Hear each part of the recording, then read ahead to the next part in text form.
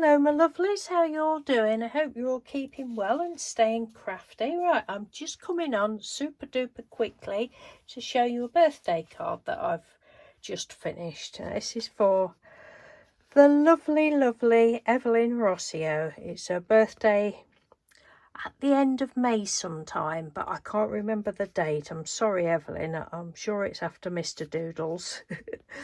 But it probably won't get to you for your birthday, but it was made with love. The image was created on Microsoft Bing Image Creator and Procreate. I finished it off on Procreate. I really love doing these.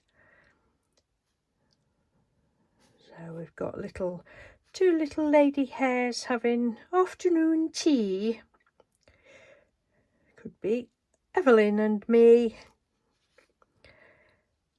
I think it's really pretty. So that's all I've got to show you today.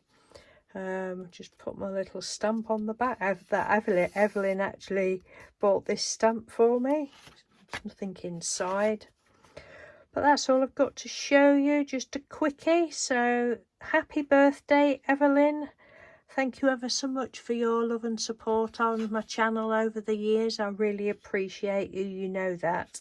And thank you everyone for watching. Take care and I'll speak to you soon. Bye.